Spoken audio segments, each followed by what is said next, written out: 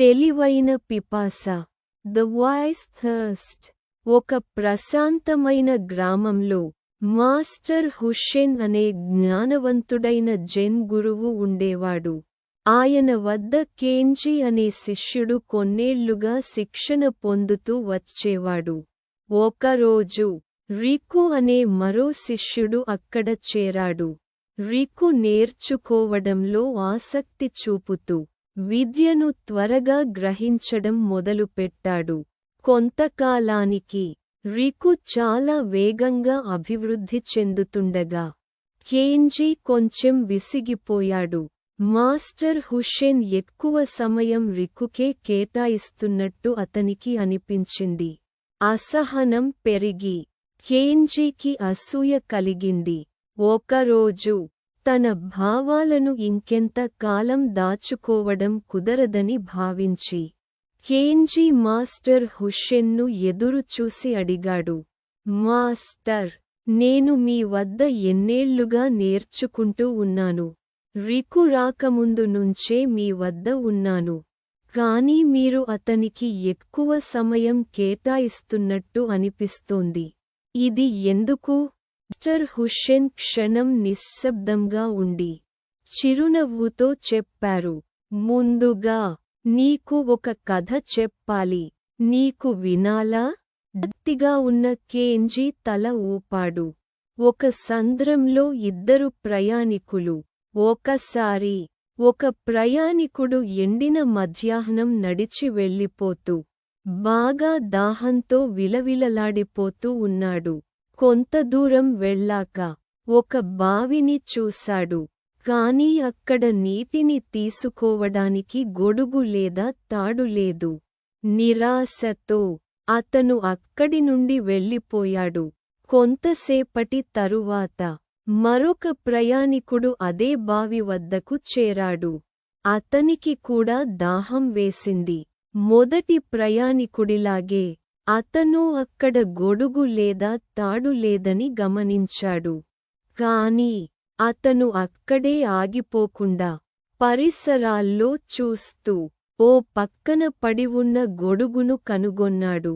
ఆ తర్వాత పొదల మధ్య పెరిగిన పొడవైన గడ్డి కాస్త ఉండటాన్ని గమనించి వాటిని తెంచి తాడు తయారు చేశాడు.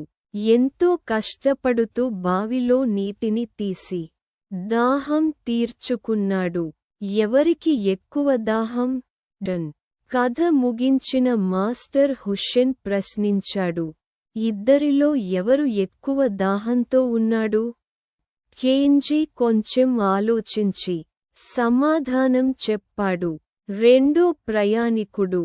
ఎందుకంటే అతను నీటిని తాగే ప్రయత్నం చేశాడు.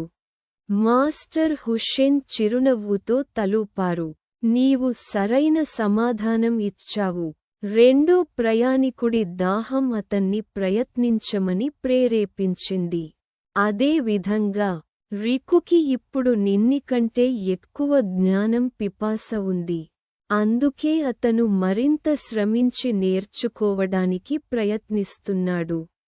కేంజీకి అర్థమైంది, అసూయ కాదు, తనే తాను మార్చుకోవాలి.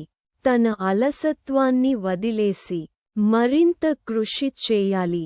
అదునుగా మారిన కేంజీ ఆ రోజు నుంచి కేంజీ తన విద్య పట్ల కొత్త కోణంలో ఆలోచించడం ప్రారంభించాడు.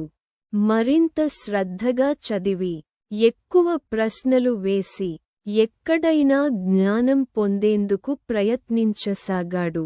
కొంతకాలానికి అతనిలో మార్పు స్పష్టంగా కనిపించింది. అతనికి అర్థమైంది, విద్య అనేది కేవలం కొత్త విషయాలను నేర్చుకోవడమే కాదు, మనిషిగా ఎదగడానికి తోడ్పడేది. అతను తన గురువు నుండి, రికు నుండి, పరిసరాల నుండి కూడా నేర్చుకోవడం మొదలుపెట్టాడు. మాస్టర్ హుస్సేన్ కేంజీ మార్పును గర్వంగా చూశాడు. ఆయనకు తెలుసు, విద్య అనేది అంతంలేని మార్గం.